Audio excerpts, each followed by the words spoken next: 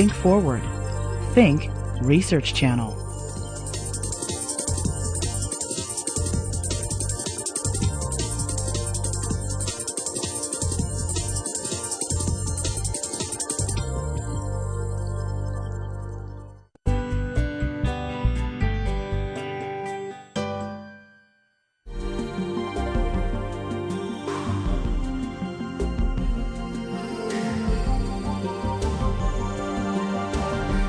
Probably everybody here knows about the recent district court case in Pennsylvania, Kitzmiller versus Dover. School board members, upset over a standard biology textbook being, quote, laced with evolution, promoted the purchase of an alternative to evolution, the intelligent design textbook of Pandas and People. After many months of wrangling with community members, the school board passed a policy requiring the teaching of intelligent design. Shortly thereafter, a group of parents sued the district, and probably everybody here is aware that in December, Judge John Jones III ruled decisively that intelligent design did not qualify as science and that promoting it in the public schools was unconstitutional. I want to talk tonight about intelligent design, but in order to understand intelligent design, you really need to know something about creationism in general in the United States, because, as I will try to demonstrate, intelligent design is a descendant with modification of an earlier form of creationism called creation science. Basically, there are two kinds of anti-evolutionism in the United States today, the Bible-based or creation science variety. The second kind of creationism, anti-evolutionism, that we find in the United States today is the intelligent design variety, which I will spend most of my time on. But I want you to think about the content of intelligent design. In content, intelligent design is merely a subset of creation science. In other words, everything that you read or hear or encounter in intelligent design creationism is found in creation science. There are some things in creation science that are ignored or just not mentioned, downplayed in intelligent design creationism, but everything in intelligent design does come from the earlier form of creationism. So let's just take a couple minutes to talk about that. Creation science, as it's often called, is a position presented originally, at least in the 20th century, by Henry Morris, who truly is the most important creationist of the 20th century. Much more important than William Jennings Bryan or just about anybody else you can think of. He developed the idea of scientific creationism, which is the claim that you can take the biblical literalist view of creation, which is God having created everything all at one time in its present form, and support it with science. That's why he called it scientific creationism. And the most prestigious creation science organization is the Institute for Creation Research, although it's not the only one. There actually are quite a few, and Answers in Genesis in Florence, Kentucky is as large as, or perhaps even by now a little larger than Answers in Genesis. The essence of young earth creationism, as it's often called, is the Christian doctrine of special creationism. Now, special creationism is the view that certainly God created, all Christians believe God created, but it's the way God created. And special creationist theology says that God created everything in its present form. So when you see a pine tree or a barnacle or a bear or a human being, God created each of these kinds of organisms in their present form. And the kinds of organisms have limited genetic variability, so there's no possibility of one kind of organism giving rise to another kind of organism.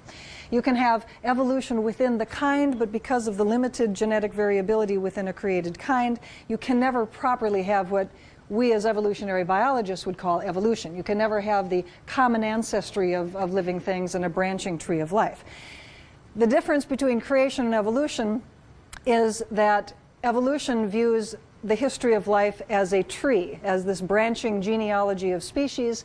Creationism views species as a lawn, where each blade of grass is a separate creation. And that's kind of a nice metaphor, I think, to keep in mind. The science of, oh, I forgot to mention, there's another kind of special creationism which is something called progressive creationism. The most common form of special creationism. God creates all of these kinds of organisms at one time, about 10,000 years ago. That's why it's called young earth creationism. There's also something called progressive creationism, where God creates things in their present form, but creates them sequentially through time. And this is the kind of special creationism you find in intelligent design. In intelligent design, God intervenes to create things in their present form, although they tend to be biochemical or molecular things rather than whole organisms, although that's in there too if you read carefully. God would create something like the bacteria flagellum, which is the picture that you see up there. But God created that as an entity. Bacteria flagella did not evolve. Bacteria flagella were created in their present form as we see them. So it is a special creation kind of model. But God just does this sequentially through time rather than all at once. So first God creates DNA, and then God creates the first replicating cell, and then God creates the bacteria flagellum, and then a billion years later he creates, I guess, the eukaryotic flagellum, because that's different from, but anyway, you get the picture. Then he creates the Cambrian explosion, all those invertebrate body plants. God is a serial creator rather than an all-at-once creator in intelligent design, but it's still the doctrine of special creation, and I think that's important. I'd like you to keep that in mind. The science of young earth creationism is pretty awful. In just about any field, whether it's astronomy, geology, biology, anthropology. The claims that they make are just simply wrong, and there's really no coherency to them whatsoever. I don't want to spend a long time on young earth creationism, but I do want to point out a couple of things about creation science that are carried forth into intelligent design. And one of them is a dichotomous view of the universe. To the young earth creationists, there's only two alternatives out there. There's either special creation or there's evolution. So the logic that they firmly believe, I mean, this is, you know, it's a strategy, yes, but it's also something that they are really quite committed to. The logic that they firmly believe is that all you have to do is disprove evolution, and what's left? Well, of course, what's left is special creation. So disproving evolution proves creationism. You don't need to have positive evidence for special creationism. You just need to eliminate the alternative. A little bit later on, when I describe intelligent design, this will sound kind of familiar because this is a very similar approach that you find in intelligent design as well. The logic of this is quite flawed. Number one, there are not only two alternatives. It's not that your choices are either special creation or evolution. You have a lot of possibilities. The most prominent that comes to mind is something called theistic evolution, which is the theology of Catholics and most mainstream Protestants. The idea that, well, of course evolution occurred, but it was the way God chose to bring living things and the rest of the universe into existence. Now, if you disprove evolution, you don't disprove theistic evolution. Obviously, this is a false kind of dichotomy because there are many possible alternative explanations over here on the creationism side. So it is simply not true that God creating everything at one time in its present form, or God creating serially through time in its present form, is proven if you disprove evolution. It simply is faulty logic. When they're arguing against evolution, creation science proponents list a very the same kinds of arguments that the intelligent design creationists list. And these are, for example, that there are gaps in the fossil record. Because there are gaps in the fossil record, this disproves evolution, therefore creationism happened. Because natural selection and random genetic variation is insufficient to explain complex things, therefore evolution didn't take place, and therefore creation science wins. You know, this dichotomous, if you're wrong, I'm right, if evolution is wrong, creationism is right kind of argument. There's a lot of misunderstanding about evolution, about science really, in the creation science literature. One of the most pervasive being the equation of natural forces with chance and randomness. Nature is chance, it's chaotic, it's random. Design, God, is directed, organized, squared away. When you see the really quite complicated things that you often do see in biological organisms, many Americans just sort of naturally say, oh, well, of course, there's no way to explain that by random chance processes. And every evolutionary biologist would agree with you that something like a bacteria flagellum could not possibly have been assembled by random amino acids or proteins falling together to form this functioning structure. Everyone would agree with that. The error lies much deeper. The error lies in equating any natural process with chance. And of course, Charles Darwin's great discovery was that the process of natural selection is a natural process that generates complex structures. It is a natural process, but it is not a chance process. Don't ever let anybody ever tell you natural selection is a chance process. It isn't. It's adaptive differential reproduction, and you can ask your biology professor what that means, because I don't have time to talk about everything. One of the common threads that you find in creation science is that there's some sort of systematic difference between macroevolution, by which they mean common ancestry, and microevolution, by which they mean natural selection and these other mechanisms that work at the species or kind level, created kind if you're a creationist. And a very common position in creation science and evidence against evolution is the idea that the Earth is simply too young for evolution to have occurred. That last is something that's left out of intelligent design, but I'll get to there in a moment. Now, creation science was and remains an active political and social movement, but it remains fundamentally a religious position wrapped up in science. During the 1970s and 80s, there were many efforts made to get creation science taught in local school districts, and also to try to get laws passed in states requiring the teaching of creation science if evolution were taught. In Arkansas, Arkansas Law 590 was passed in 1981, which required that if evolution were taught, it had to be balanced by the teaching of creation science.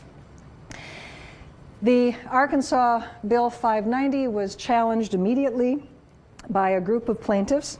And the plaintiffs in the McLean versus Arkansas case, to many people's surprise, were the religious leaders of a large number of Protestant and of Christian denominations.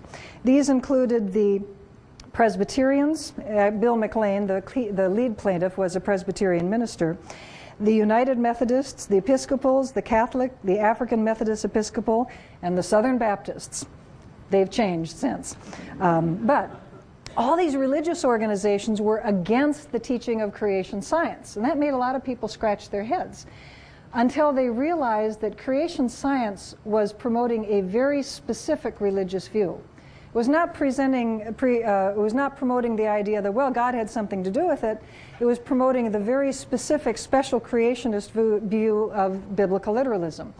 And all these denominations were not literalist in their theology, and so they did not want the schools teaching a theology that they didn't agree with Monday through Friday and then have to straighten the kids out on Saturday and Sunday.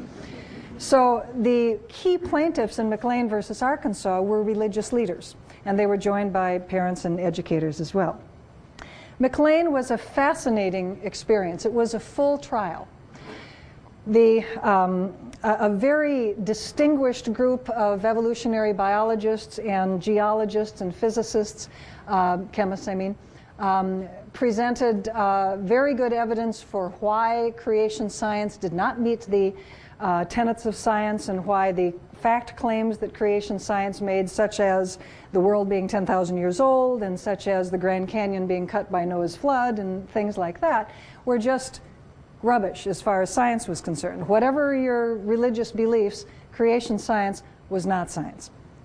On the other side were a series of not nearly as well-known scientists, in fact, scientists that most people had never heard of at all, and under the very skilled questioning of the plaintiff's attorneys, the defense, which was the pro-creationist side, was forced to admit some very embarrassing things on the witness stand because they had admitted them under deposition, such as that UFOs are the works of Satan. I mean, that's the kind of thing that kind of gets to your credibility and does not impress a judge a whole lot. Well, the defense utterly failed to convince the judge that creation science was scientific, and Judge John Overton ruled that The law in Arkansas was unconstitutional. Creation science was not science, and teaching it in the public schools violated the First Amendment.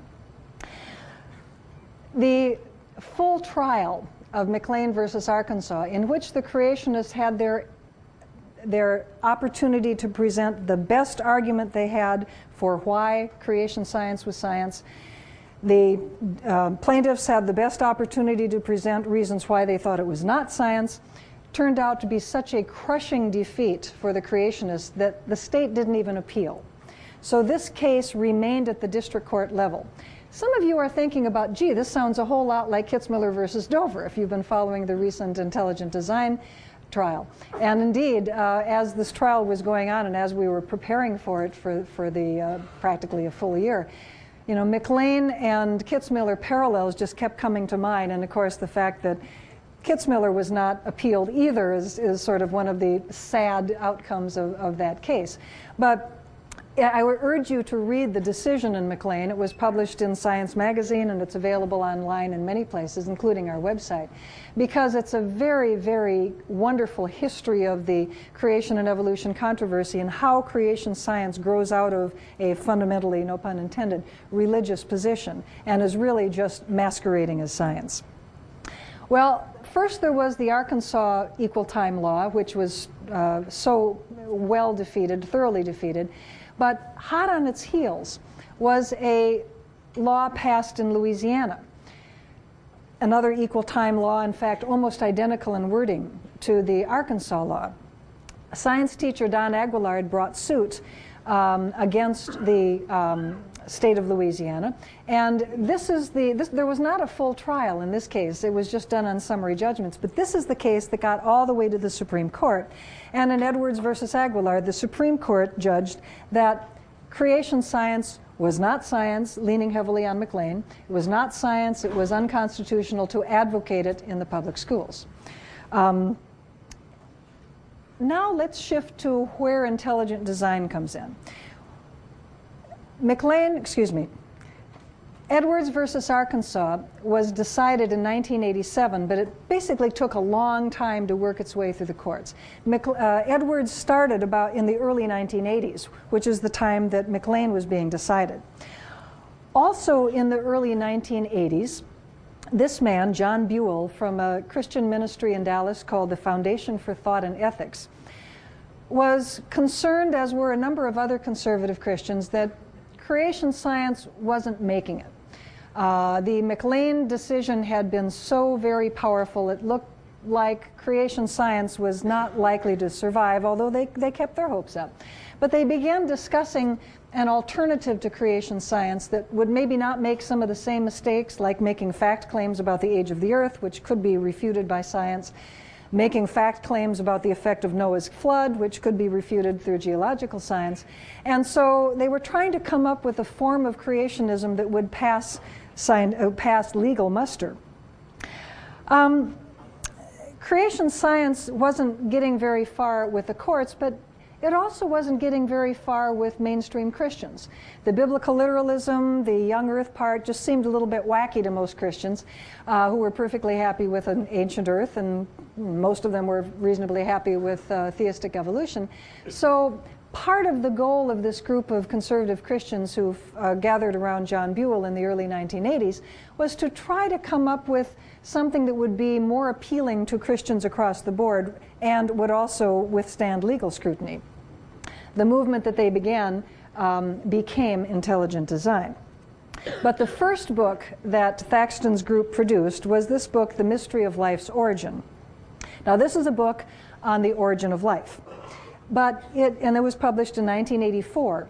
And it is the first statement of what became intelligent design theory, although it did not use the phrase intelligent design. It did talk about intelligent agents and used a lot of the same language. But it was not billing itself as, this is a new theory called intelligent design theory. All the ideas are there, though. This is a book on the origin of life and why the origin of life is impossible to explain through natural cause.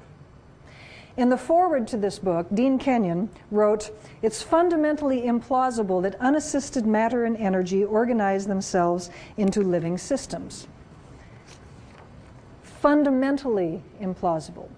The assumption here is that certain things in nature that are of such complexity and difficulty to explain just should be taken off the table, and you don't even try to explain them through natural cause. Scientists have been trying to explain the origin of life for decades, and they haven't succeeded. It's time to admit that this is an unsolvable problem and just attribute it to the intelligent agent, who is, of course, God. But you can't say God because then you can't get taught in the public school, so we'll just say it's an intelligent agent. Okay. And I don't think anybody really is fooled. This continues to be a theme in modern intelligent design because this is basically the idea of intelligent design, that there are certain things that are simply incapable of explanation, so therefore God did it. The operant idea here is structural complexity. Really complex things like the origin of life, or the bacteria flagellum, or the blood clotting cascade, or some of these other examples that they use, are just categorically unexplainable. We've heard this before. This was the position taken by William Paley in 1802 in his book Natural Theology, where Paley wrote that if you see a watch on the heath, you know because of the complexity of that watch, all of these pieces, all of these springs and wires and so forth that fit together, allow you to tell time, you know that those springs and wires could not have come spontaneously together to make a functional watch. You know if you see a watch on the heath that there had to have been a watchmaker. If you see a rock, the rock could have been there forever, whatever. If you see a watch, you know by its structural complexity there had to be a watchmaker. So, reasoned Paley, if you see a complex biological structure like the vertebrate eye, you know because of the complexity that all of these parts, these lenses and liquids and membranes and vessels and nerves, all of these things that fit together, you know this could not have been a result of chance. So therefore there had to have been a God. Interestingly enough, his book Natural Theology was apologetics, was an argument for the existence of God. It was a way of converting people to Christianity. It took the 1800s by storm. This was thought to be a really, really great idea, and it brought nature together with God and made everybody very happy. Of course, this is where Charles Darwin comes in, and why On the Origin of Species was such a controversial book. It wasn't because Darwin supported very, very strongly the idea that living things had common ancestors, because that idea was floating around and that wasn't terribly upsetting. Darwin just kind of nailed that coffin shut because his book was so good at marshaling all this circumstantial evidence that the only reasonable conclusion from all of these kinds of data is that living things shared common ancestors rather than having been created separately. It was his mechanism of natural selection, which, as I mentioned before, was a natural mechanism that resulted in design. And in fact, knowing that his contemporaries were very familiar with Paley's watch and the eye as examples of special creation, of design, Darwin specifically used the eye as an example On the Origin of Species, as an example of how natural selection can produce complex structures. A natural process can produce complexity. It's not a matter of these pieces falling together randomly by chance. And that was a huge, huge revelation. Well, I want to talk about the second of Buell's book. The first book, Mystery of Life's Origin, did present the basic idea of intelligent design. But his second book started floating around or references to it started floating around in 1981. You notice the headline there about lawsuit prospects dim in Arkansas, bright in Louisiana. This is from the Students for Origins Research newsletter, a young Earth creationist group, 1981. But I want to call your attention to this news article right here. Unbiased Biology Textbook Plan. A high school biology textbook is in the planning stages that will be sensitively written to present both evolution and creation while limiting discussion to scientific data. That's very interesting. This book became Of Pandas and People. Now, this was the first book to use the phrase intelligent design in the modern sense, in reference to this movement that we recognize as being based in this earlier movement. And that's kind of interesting when you think about it. Most scientific theories follow kind of a standard trajectory. You get the idea, you go out and test it, you build your theory, you get other people doing research, you write papers, you test ideas some more, you throw out the things that don't work, you gradually build an explanation, you gradually build your theoretical perspective, and you convince your colleagues that this is a better mousetrap, so to speak. You convince your colleagues that your theory is really good, and then everybody starts testing it and using it, and pretty soon everybody says, we knew it all along. This is a really good explanation. And then you write a textbook. The intelligent design people did it all backwards. They wrote the textbook first before they did any of the research. Now, that is a curious approach, and I think does help to illustrate my point that I would like to make, that intelligent design really is a social and political movement rather than a true scientific movement. The first thing these guys did, virtually, was write a textbook so they could get their ideas into the high school curriculum. They didn't go out and try to convince scientists that intelligent design was a legitimate scientific field and go out and test its ramifications. No, they wrote the textbook first. It's an interesting approach. Well, the science of Pandas and People is just awful. It repeats most of the same creation science arguments. There are gaps in the fossil record. Natural selection can't produce complicated things. Homology is a bogus concept, and so forth. I want to just give you a quick little example of why the science of Pandas and People is so terrible. And I want to use their example of molecular homology. They have this picture in Pandas and People, and don't worry about reading the fine print, because I will tell you what the text says. You see a bullfrog, a turtle, a chicken, a rabbit, and a horse there on the right-hand side, and then all those little lines go back to carp, fish. This is a map of genetic distances of cytochrome C, which is a very stable molecule. And you see that bullfrog, turtle, chicken, rabbit, and horse all have about the same molecular distance from carp. 13, 13, 14, 13, 13. They're all about the same distance. Now here's what the text says. Amphibians, represented in the chart by the bullfrog, are traditionally considered closer to fish in the evolutionary scale. Yet on a molecular level, they are no closer to fish than to reptiles or to mammals.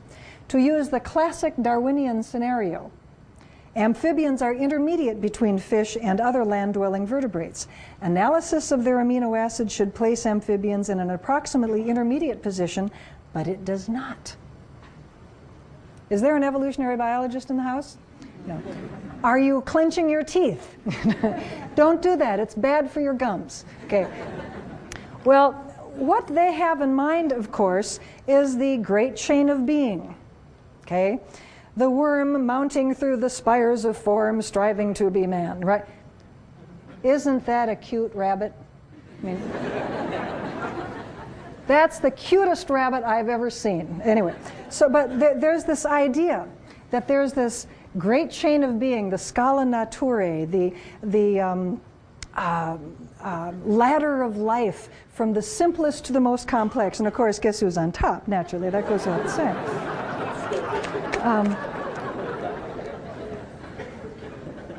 That's my governor that you're speaking. But it's not my fault. Okay, this is all wrong. Okay, their claim about what evolutionists expect. They claim evolutionary biologists expect the molecular evidence to show that amphibians are closer to fish than they are to the tetrapods. Wrong. This is the real story. Okay, do you see where the tuna is? That's fish. Okay, do you see where this arrow is? That is the common ancestral point of all the land vertebrates, right? All the tetrapods, all the land vertebrates branched off from the general chordate line there. Notice fish branched off earlier. What this means is the molecular evidence show exactly what we real evolutionary biologists say it should show. It shows that fish are equally distant from all the land vertebrates because that's exactly what we expect. No, I'm sorry, I was put the wrong way. This is what the data show, and it's not because we expected, it's because that's what the data show, okay? Didn't want to leave anybody with the wrong impression here. But, you know, pandas and people just completely misstates the evolutionary biology position, and it's the sort of thing that does make evolutionary biologists tear their hair. There is no expectation in evolutionary biology for amphibians to be more closely related to fish than to the other tetrapods. We are all of us land vertebrates are equally related to fish. Now, the Pandas and People book is dead wrong in a lot of ways, but it's exactly the same, it's wrong in exactly the same way as the creation science claims are wrong. And in fact, it repeats a lot of the creation science positions in its book.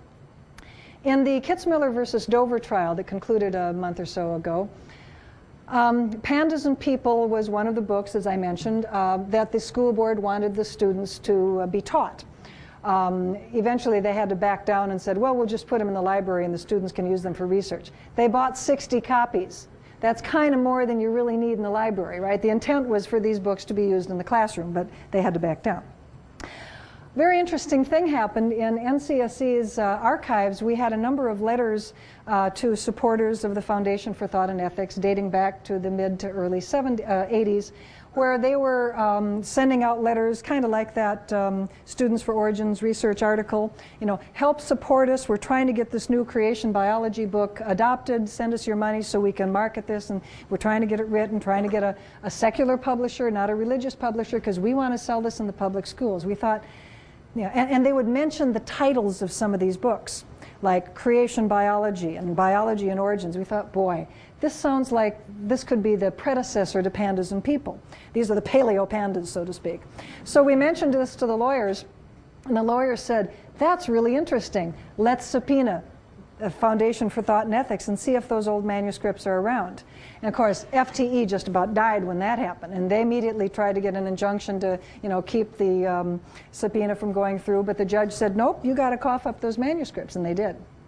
So what we ended up with is a series of manuscripts called Creation Biology, Biology and Creation, Biology and Origins, and then the name of these manuscripts shifted to Pandas and People, and we had a couple of versions of Pandas and People, and then the first publication of Pandas and People was 1989, and the second edition was in 1993. That's the x-axis there, you all see that? Because this is fun. This is fun. When we got those manuscripts, we scanned them, did some word searches on them, and we found a very interesting pattern.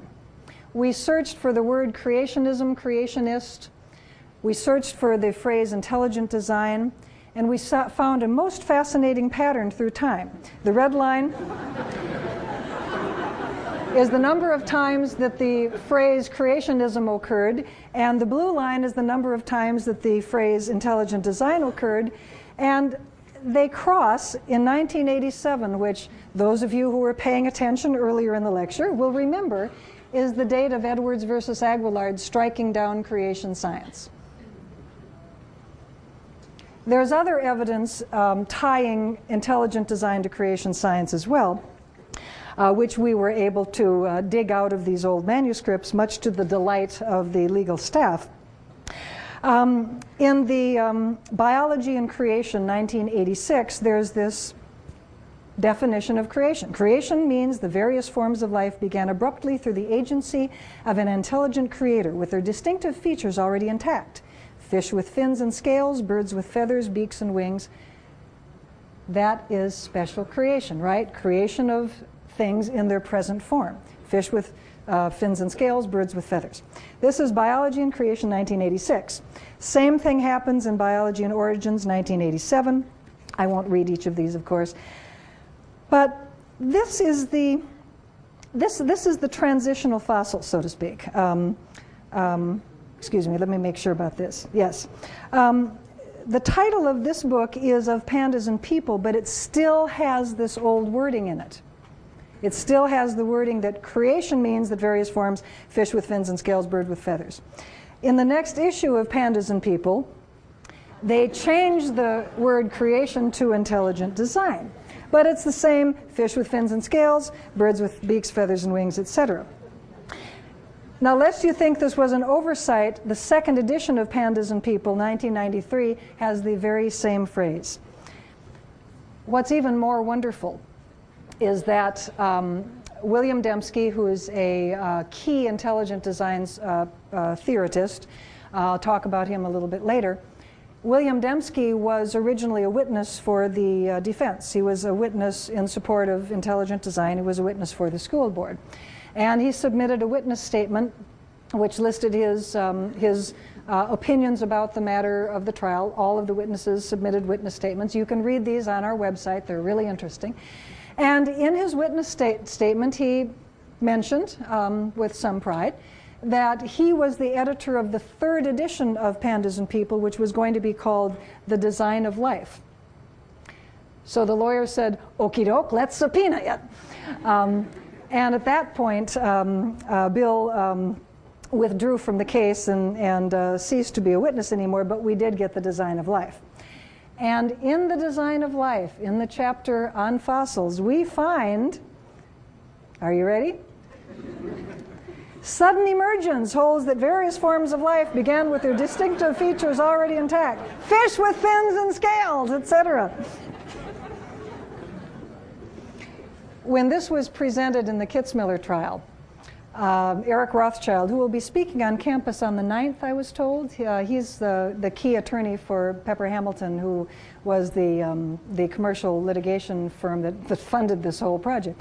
It really, go hear him. He's really great. Go hear these guys. They're wonderful. But when he was cross-examining Michael Behe, who's another prominent intelligent design spokesperson, he showed a slide very similar to this. Mine's prettier. He showed a slide showing how, fish with fins and scales shows up in The Design of Life, which is sort of son of Pandas and People. And he asked Behe if, does this mean that in another couple of years we'll be having the sudden emergence trial? And the judge says, not on my docket. Judge was cool. Okay, let's talk about intelligent design. This is kind of a long warm-up, but the background was fun to hear. Now, I grew up in the upper Midwest. I believe in the thumper principle. If you can't say something nice, don't say nothing at all, right? So I'm going to say something nice about intelligent design. Not going to say a whole lot of things that are nice about intelligent design, but I will say something nice about intelligent design, and I'm serious about this. Because I think the whole intelligent design controversy is very important for a couple of reasons. It reminds us of the importance of keeping the door of science open to theists. I'll talk a little bit later on about the cultural renewal part of intelligent design, and the motivation for this anti-evolution position largely is the idea that science means God had nothing to do with it. And the intelligent design people believe that evolution is a totally materialist phenomenon. God can have nothing to do with it, and when a high school teacher teaches evolution, the high school teacher is telling the students to take their God and shove it. It's not happening. But I think we need to be reminded that we should be sure that when we teach evolution, whether at the college level or the high school level, that we be sure to not present it in a way that limits the ability of a student who is religious to accommodate his or her religious views to the science we are presenting. This actually involves a very important principle called materialism, which is very confusing because we use it in two ways in science and philosophy. One way that we use the term materialism is in science. We talk of something called methodological materialism. Now, materialism is the idea that matter and energy are used to explain the natural world. And in science, this is a methodology. We restrict ourselves to natural cause. Science is a limited way of knowing, I like to tell people. We are limited to explaining just the natural world. We're not telling you how to treat each other or morals and ethics. We're just trying to explain the natural world, and we limit ourselves to natural cause. The reason we limit ourselves to natural cause, to methodological naturalism, is not because all scientists are atheists, because they aren't. The reason we limit ourselves to natural cause is because the essence of science is testing ideas against the natural world. Just because an idea sounds good doesn't mean you accept it. You have to test it. An essential part of testing, as you learned in 7th grade, is to hold constant certain variables so that you can see the effect of changes and see whether your explanation really is the one that explains the phenomenon you're trying to explain. You have to hold constant, we call that control, don't like that term, but holding constant certain variables is very important in being able to test a theory, test a hypothesis. If there is an omnipotent force in the universe, you cannot hold its actions constant. God, please don't act on these 2 cornfields. I want to make sure that it's the fertilizer that makes it grow. You can't put God in a test tube, right? You cannot test explanations involving supernatural cause, involving an omnipotent cause, because any outcome you get is compatible with the actions of that omnipotent cause. That's what omnipotence is all about. It's very useful. But because of that, because we can't test statements about God's actions, we just leave them out of science. But as my friend Robert Pennock said, another Michigan scholar, to say nothing of God is not to say that God is nothing. When we talk about cell division in biology, we don't say, here are the enzymes that cause the chromosomes to line up in the midline, and God had nothing to do with it. And here are the enzymes that form the spindle fibers, and God had nothing to do with it. And here are the enzymes that make the cell break apart, and God had nothing to do with it. Of course not. When we talk about evolution, we talk about the phylogenies, we talk about the tree of life, we talk about how bears and dogs had a common ancestor in the Miocene. We're not saying, and God had nothing to do with it, because we don't talk about God acting or not acting when we're wearing our scientist hat. If as a religious individual you want to believe that God wanted bears and dogs to emerge out of a common ancestor, there's nothing in science that's going to say you can't say that. But there's nothing in science that you can use to test that either. And it's not a scientific idea because it's not testable. Okay? That's methodological materialism or methodological naturalism. There's also something called philosophical materialism. This is a philosophical view, not a scientific view, that says matter and energy is it, folks. There is no God, there are no ancestor spirits, there's no supernatural whatsoever. Matter, energy, and their interactions is all that the universe is composed of. This is a philosophical view. It's held by a lot of people, but it is not a view that is compelled by science. Okay? I happen to hold that view, but I can't say that science proves that point of view. I have to say I hold that view because of my own particular background and what I think about reality. But a theist can look at the same empirical evidence that I look at, and given his particular philosophical view, see the hand of God and so forth. I don't. Science is an equal opportunity substratum for philosophy, okay? It does not compel either theism or disbelief or philosophical materialism. But there are a lot of scientists around who kind of get this mixed up, and the creationists love to quote these folks. Richard Dawkins, Dennett, William Provine. I'll give you an example from a Scientific American article by a friend of mine, Michael Shermer, who wrote, he was talking about the Gallup poll, a paltry 12% accept the standard scientific theory that human beings have developed over millions of years from less advanced forms of life, but God had no part in this process. Excuse me? When did that become part of the standard scientific theory? The standard scientific theory is that evolution happened, that living things shared common ancestors. The standard scientific theory is that living things descended with modification from common ancestors. Full stop. Period. If you believe God guided the process, that's fine. That's a theological belief. If you believe God had nothing to do with the process, that's fine. That's a philosophical belief. Neither are compelled by the scientific data. Michael is simply wrong when he says this. And the other scientists who make similar statements simply have not thought this through. So let's get to intelligent design. I know you've been waiting. Actually, I have been talking about it all along, but that's okay. Intelligent design basically has 2 points that it makes. It makes some scientific and philosophical points, and it claims under this rubric that it can detect the evidence for design.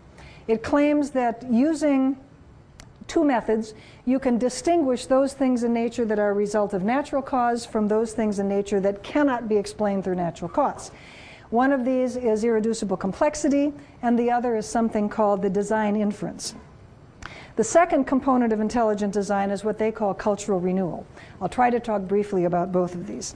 Let's talk about the design inference, William Dembski's idea that he presented in his book, The Design Inference.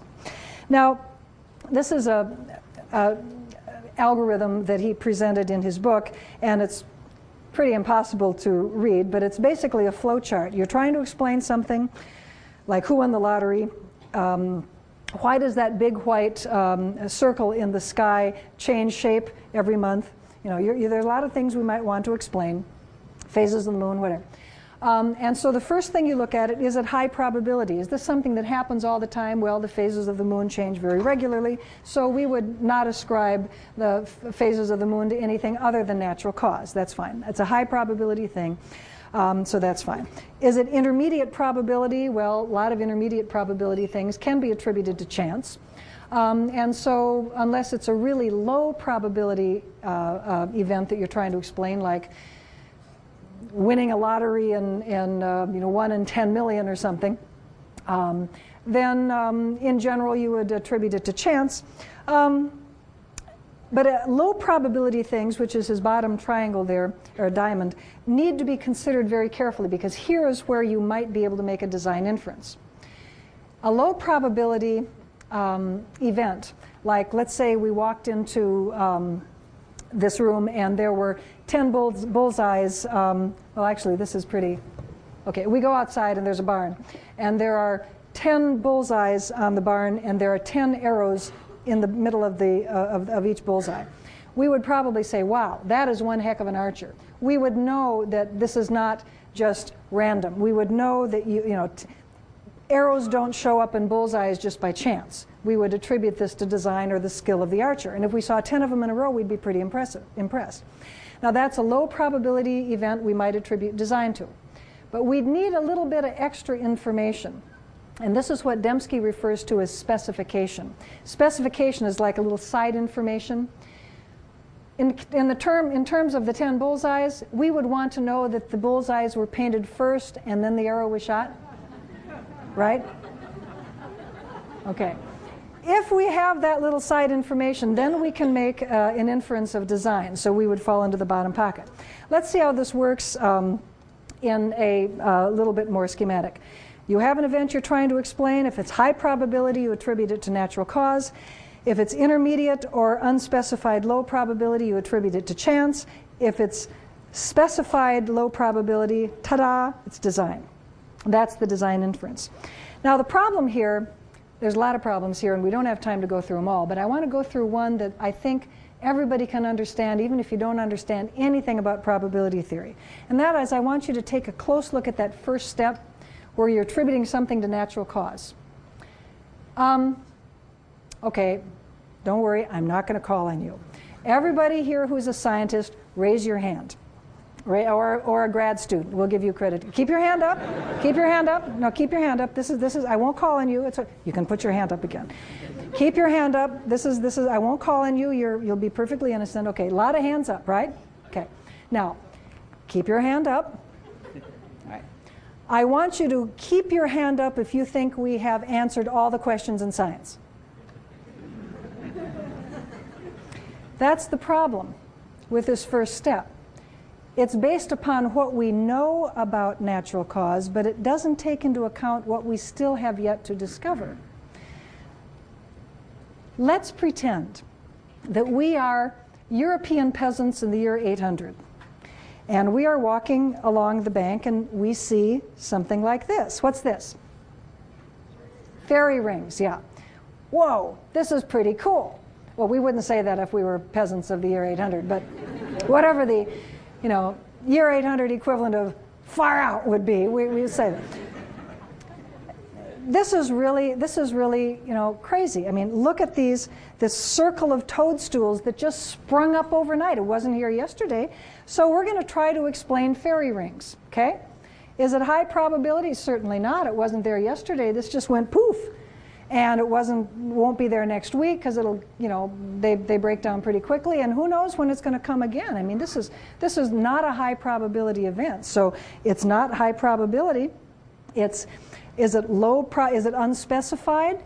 No, it's circular. This is a specification. This is a low probability specified phenomenon, so obviously it's a result of design. And of course, as European peasants of the year 800, we know what causes fairy rings. It's where the fairies had their parties. Now, of course, being as that it is now in the 21st century, we've known for quite a long time. I hope I'm not disappointing anyone, but that's not what causes fairy rings. If you go out to a fairy ring, you will look under the toadstools, you will not find any little teeny weeny beer cans at all. Fairy rings are caused by the way fungi reproduce. And fungi reproduce by sending out concentric mycelia, which are these underground little jobbies that under the right kinds of circumstances of moisture and temperature and light and heat and whatever, spring, come up, and of course because it's concentric it forms a circle. So we now have a natural explanation for fairy rings, right? We didn't in the year 800. So what we need in the explanatory filter here in his design inference, well, that was right actually. We need another branch of unknown natural cause. But of course, if we do that, this completely destroys the design inference because you've got a fork at the top. There's a lot of other reasons that probability theorists and mathematicians and others have complained about the design inference, but basically no one has accepted it as being relevant at all to biology. And ascribing things like this, like design to biology, is really the crux of the problem. And one of the major problems that intelligent design has is that it makes an inappropriate analogy between the design of things like human artifacts, like machines, to biological structures, which may be very complicated and may even look somewhat like machines. Mount Rushmore is a favorite example of design from the intelligent design proponents. They'll point out that faces do not appear upon mountains. That clearly if you are walking along and you see faces carved on a mountain, you know that an intelligence was involved here. Because this is not, the forces of wind and erosion will not give you Jefferson's face on Mount Rushmore. Similarly, they see, when you see structural complexity in nature,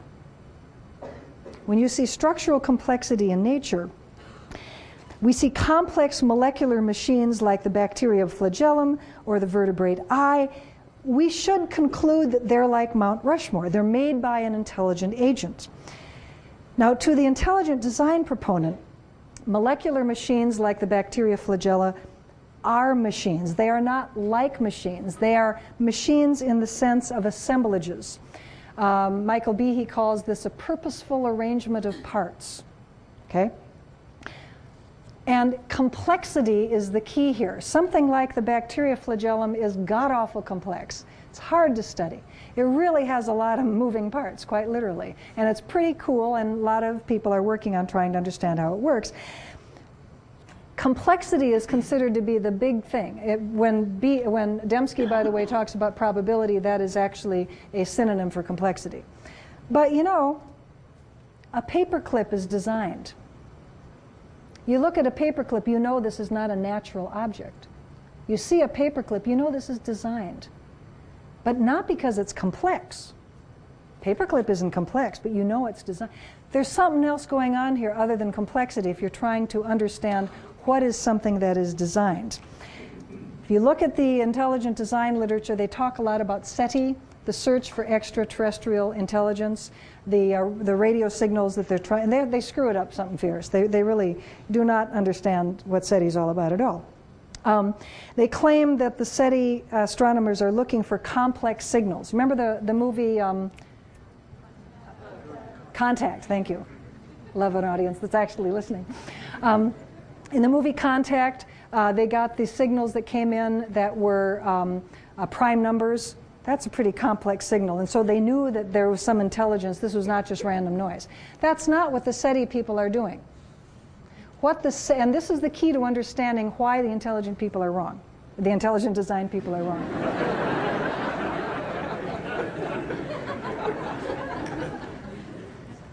The SETI investigators are not looking for complexity. They are looking for artificiality. They are looking for signals that are not natural, okay? It's not complexity that makes something not natural. It's things like form and function and structure and a whole lot of other things. Archaeologists are another analogy that the intelligent design people, they say, well, the archaeologists are out there, they find a chipped stone like this, and they look at the complexity and they say, aha, this is not produced by just the random knocking together of rocks. This is made by an intelligent being, and of course, in this case, it's human beings, of course. This is made by an intelligent being. It's complex, therefore, it's an example of design. Well, actually, when archaeologists are looking for human artifacts, they're not looking for complexity. They're looking for artificiality. They're looking for artifacts that are different from what you find naturally. A chipped stone like this is different from what you would find naturally because a human being made it for a purpose, and we understand what that purpose is. A human being made it out of a substance that we are familiar with. We know what chert and we know what kinds of stone fracture in this fashion. You don't do this with conglomerate, okay? I mean, we know that human beings choose certain materials to make stone tools out of. They make them for a purpose. We understand the purpose. We understand a lot about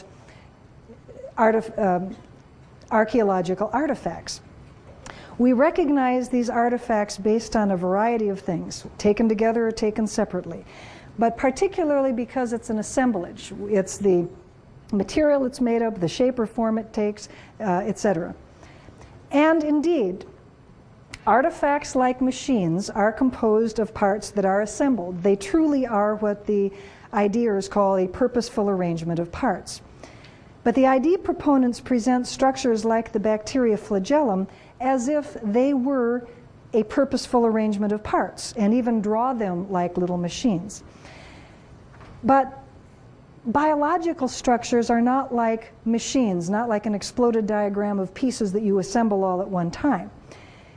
Biological structures add parts, if you will, through a very different process of development and growth.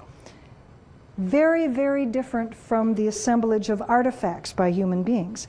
Yet the artifactual analogy is pervasive in the argument for design and saturates the claims of the intelligent design proponents. And it simply is wrong when it's applied to biology, because biological structures are not a purposeful arrangement of parts that are all assembled at one time. They grow, they develop, they are natural, they are organic. They're very different from machines. I want to make another point about problems with intelligent design, and this is a logical problem. Now, one logical problem of intelligent design is that it makes another false dichotomy between natural cause, which are, of course, the normal laws of nature, matter, energy, their interactions, and so forth, and intelligent cause. And intelligent cause, obviously, it could be God, right? But there also are material agents that produce intelligently designed things. Human beings produce intelligently designed structures and so forth. So material agents or transcendent agents are both examples of intelligent cause. And this is contrasted with natural cause. The idea, of course, is that if you can prove that natural cause cannot do it, then you are left with intelligent cause, right? If evolution is wrong, then creationism is right. It's the old creation-science dichotomy. But they got it wrong here, because these material agents belong over here on the natural side, right?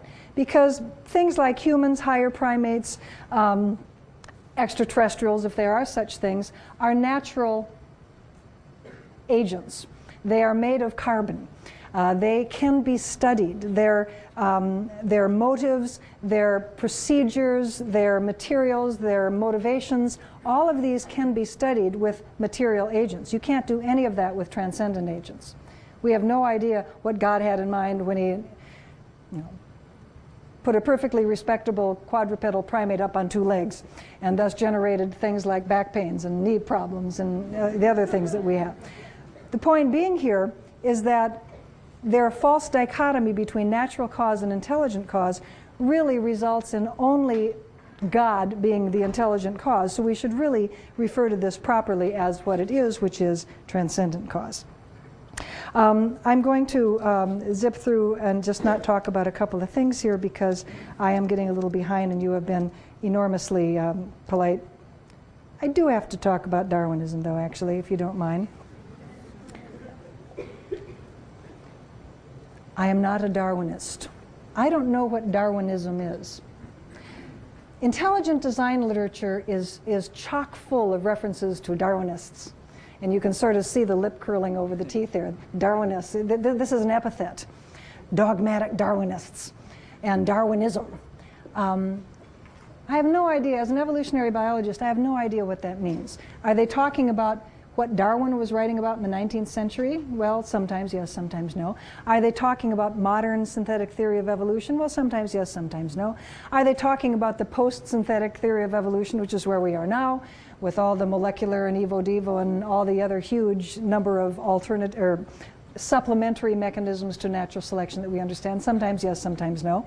What they are talking about when they say Darwinism, they are talking about their particular mindset of an ism, an ideology, okay?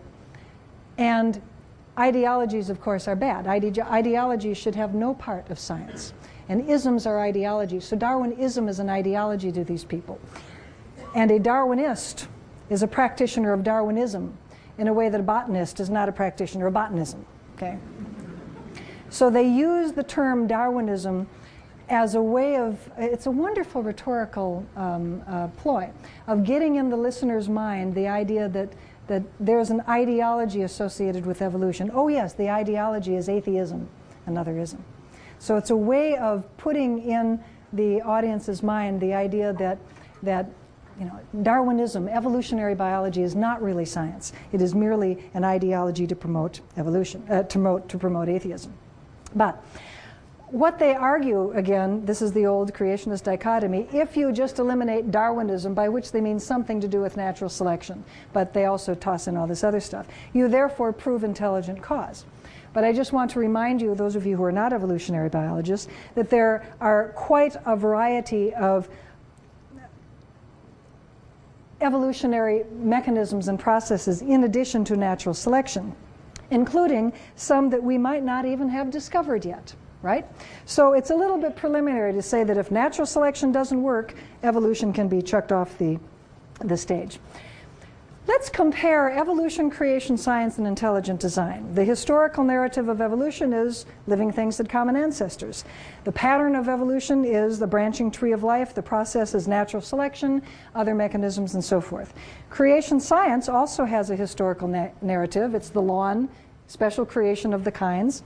The pattern is variation within the kinds, and the process is microevolution, but also God intervenes to specially create.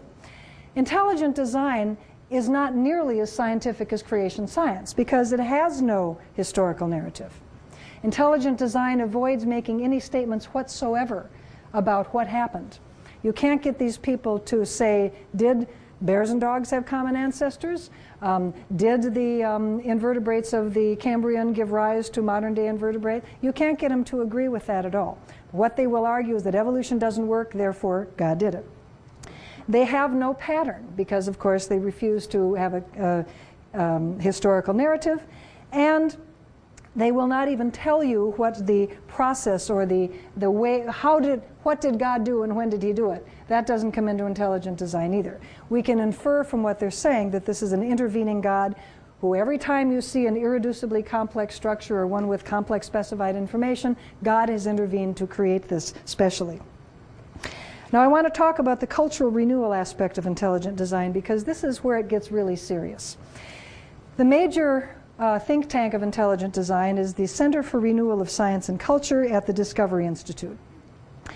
The Center for Renewal of Science and Culture is a center within the bigger umbrella of the Discovery Institute, but we tend to refer to it as the Discovery Institute because Center for Renewal of Science and Culture takes too long to say. Excuse me. If you look at the evolution of the website Masthead, the first presentation was this Michelangelo's creation, and it certainly looks pretty religious, so they decided that, well, we really have to not do that. So they changed, and the second iteration was Michelangelo's creation, but instead of atom, you have a little DNA molecule. I showed this once at a theology conference, and a theologian said, you know, that makes God really, really, really little.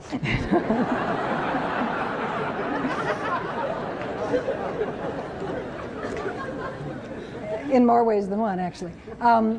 Then they decided that they better chuck Michelangelo and just go directly to one of the Hubble galaxies, because that's real science-y. But of course, if you know any astronomy, and I didn't until an astronomer pointed this out to me, this particular Hubble galaxy photograph is called the Eye of God. So they're just not getting it.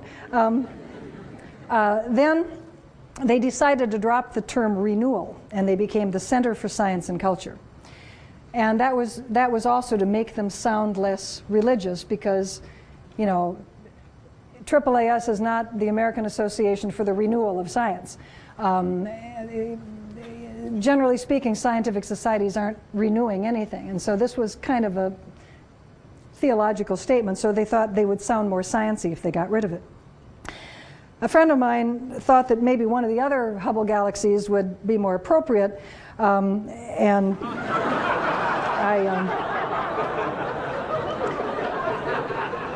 but they haven't taken us up on that as a suggestion. But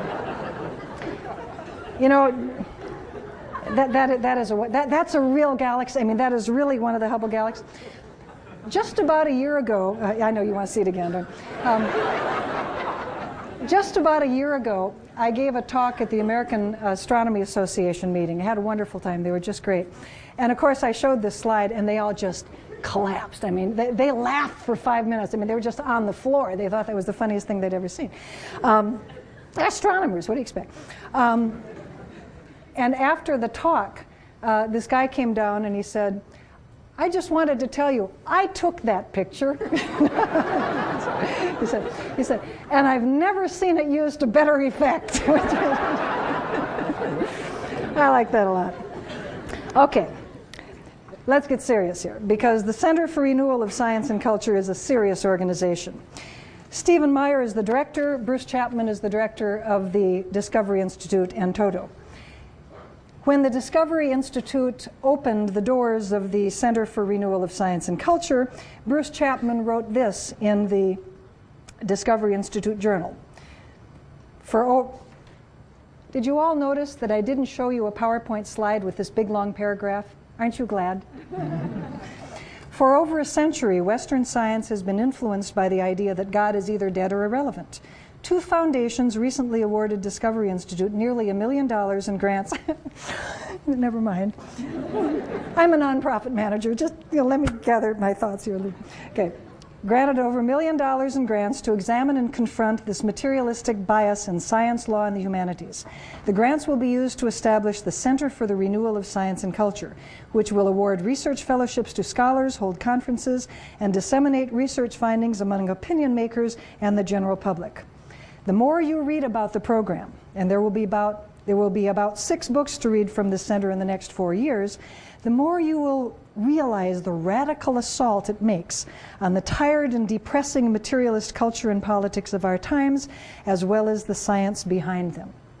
Then when you start to ponder what science and politics might become under a sounder scientific dispensation, you will become truly inspired. Dispensation is another interesting term, if you know any theological terms. Accordingly, our Center for the Renewal of Science and Culture seeks to show that science supports the concept of design and meaning in the universe, and that design points to a knowable moral order. This is not your average scientific society, folks. In the Wedge document, the goals of the Center for Science and Culture were to defeat scientific materialism and its destructive moral, cultural, and political legacies, to replace materialistic explanations with the theistic understanding that nature and human beings are created by God. This was from their website. That's where I got it. It also showed up in a very interesting document called the Wedge document, which was a fundraising document that the Discovery Institute prepared for an unknown funder. It was leaked, it showed up on the web, and it's their 5-year plan. They wrote, design theory promises to reverse the stifling dominance of the materialist worldview and to replace it with a science consonant with Christian and theistic convictions. This is not a mere scientific movement. It is a movement to promote a specific sectarian Christian theology. Philip Johnson makes this very clear, that fighting philosophical materialism is the goal of the movement. I have built an intellectual movement in the universities and churches that we call the Wedge, which is devoted to scholarship and writing that furthers this program of questioning the materialistic basis of science. But science has a methodological basis, not a philosophical basis of materialism. But that's not what these folks believe. In Johnson's book, The Wedge of Truth, he talks about how evolution can be used as a wedge issue. If you can attack evolution, if you can make people believe that evolution is bad science, that scientists have been lying to you about evolution, that evolution is shaky stuff, then you can attack the materialist basis of science itself. In other words, we can break open science. We can wedge science open like a splitting ball in a wedge. We can wedge open science to allow in God as an explanatory agent if we can destroy evolution. And once we destroy the materialist, methodological materialist basis of science, then we can destroy the philosophical materialism of society. This is what the wedge strategy is all about, and this is what intelligent design is all about. Now, this movement is quite active. There are lots and lots of books and videotapes and other materials. They just sort of keep going and going and going. They have been very active in their publishing, but also in trying to get intelligent design into state science education standards. There are a number of books that critique intelligent design, not as many as that are for. Forrest and Gross, Creationism's Trojan Horse on the Wedge Strategy. Young and Edis, Why Intelligent Design Fails. Robert Pennock's Intelligent Design, Creation and Its Critics, and his earlier book, Tower of Babel. God, the Devil, and Darwin by Nell Shanks. A very, very good book, which unfortunately does not project very well. The Counter-Creationism Handbook by Mark Isaac, a very good book.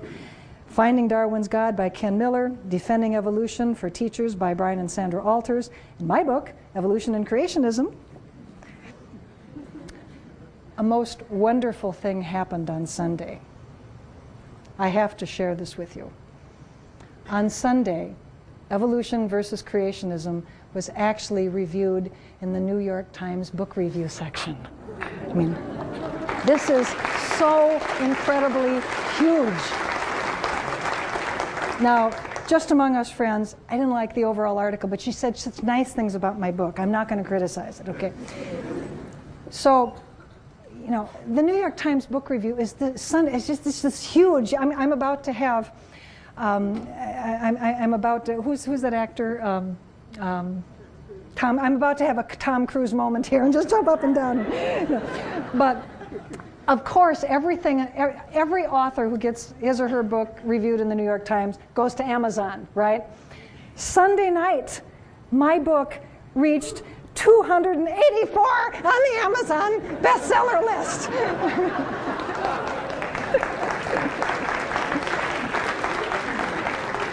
Of course, you have to know that this is totally meaningless, okay?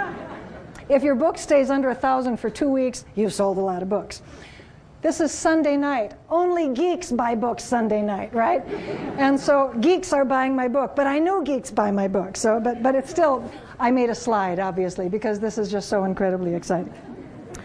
In addition to all of the books by scientists critiquing intelligent design, I do want to call your attention to the fact that there are a number of books in theology which also don't like intelligent design.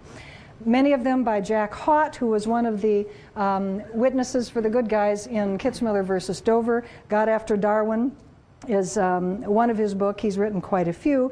Finding Darwin's God by Ken Miller. Perspectives on an Evolving Creation is a very important book by Keith Miller, who is a geologist at Kansas State. This is a book primarily by evangelicals accepting evolution. And the idea that evangelical Christians accept evolution, there's a bunch of them out there.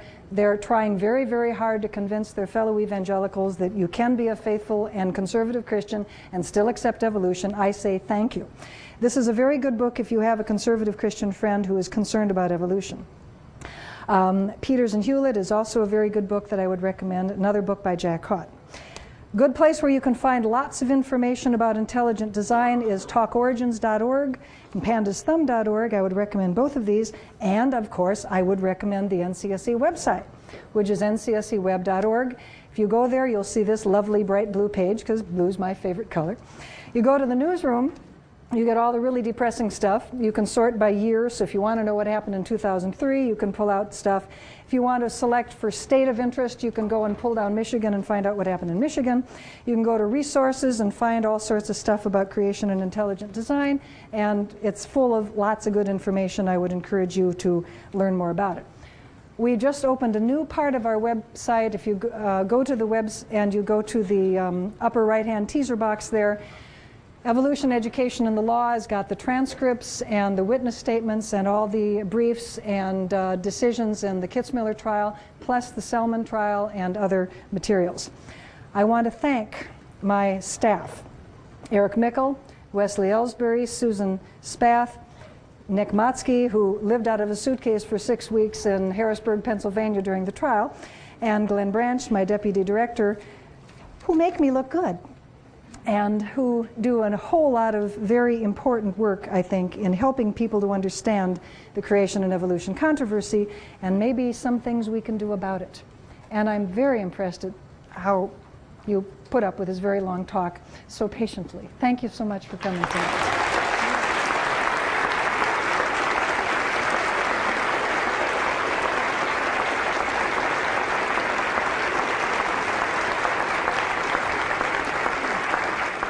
The question had to do with a case that came up a couple weeks ago in El Cajon, California, near Bakersfield, where a teacher was teaching an intercession class, a 4-week intercession class, on philosophy of intelligent design.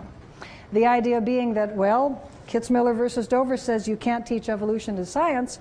Let's just teach it, you can't teach intelligent design as science, therefore we'll teach it in a philosophy class.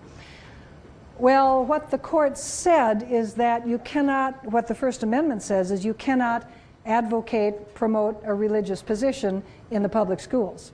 You cannot advocate intelligent design in science class. You can't advocate it in a philosophy class. She was advocating intelligent design. This was the two-model approach. She was contrasting intelligent design as a valid scientific theory with evolution as an invalid scientific theory, and letting the students decide and just calling it philosophy. What was even funnier is that she didn't even know what intelligent design was.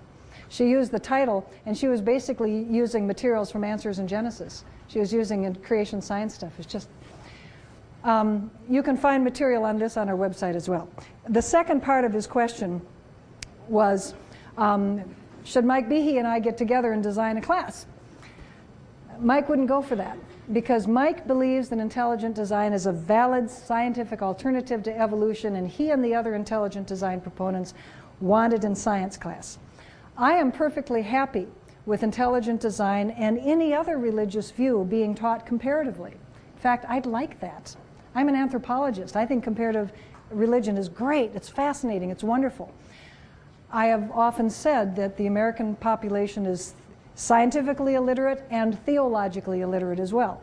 We need more understanding of religion, its place in human culture, society. Comparative religion would be a great topic, and origin stories should be part of that. The intelligent design people aren't going to go for that because they believe they have a true science. My feeling is, if intelligent design is a real science, prove it. The burden of proof is on them. Come to the conferences, give presentations, have posters, make your argument to the biochemists and the cell biologists and the paleontologists. Don't make it in the op-ed in the local newspaper. No, make it to the scientists. And if intelligent design is a better way of understanding nature, hey, we'll jump on that bandwagon. Science is very competitive. If you've got a better way of understanding nature, you got a train coming right away. They have to make that case. If they do, then they'll trickle down to high school. They haven't done that yet. The question was, should scientists become more involved in this issue, for example, in a local level and a state level? Yeah. The history of NCSE actually exactly reflects that. NCSE got started in the late 70s, early 80s, when all of these equal time for creation science bills were being brought into the state legislatures around the country. And scientists and teachers banded together in communities and in states to go up and testify against those bills and try to keep them from getting passed. And a network of people doing this evolved from the grassroots, and it was clear that an organization to kind of coordinate these groups would be very helpful. For one reason is that once the Nebraska bill didn't get out of committee, the Nebraska scientists went home, and they went back to their day jobs, and we never heard from them again. So that's how NCSE got organized. This was to be the coordinating group for these local grassroots groups that actually did the work, and that's the model we still follow. We support local groups like the Dover Parents or like the parents in El Tejon who sued the district to stop the course. We give them the information in science and religion and law and the other areas so that they can carry the fight. And scientists are a very important part of that coalition. We do put together coalitions because this is not just a scientific issue. You'll notice in my talk today, I didn't talk just about science. Science is necessary, but it's not sufficient to solve this problem. We have to have good science. We have to be able, as scientists, to stand up and say, no, this is science, this is not science, this is what we should be teaching, this is what we should not be teaching. But then we need to have a clergyman get up and say, I'm with him. Okay? We need a teacher to come up and say, I'm with them. And we believe as teachers, as high school teachers, that we should teach standard science, and the scientists tell us to teach this, and that's what we want to teach. We don't want to teach this fringe stuff. We need this coalition of teachers, scientists, clergy, civil libertarians, parents. It takes a village because the scientists alone can't do it, but we can't do it without the scientists. Are these requests coming from teachers? Yes. Okay, that's very significant. I take it you have a Board of Education in Ann Arbor. The Board of Education supervises the supervisor supervises the administration. If you can't get the administration to do something, get the board to do it. And if you can't get the board to do it, elect a new board.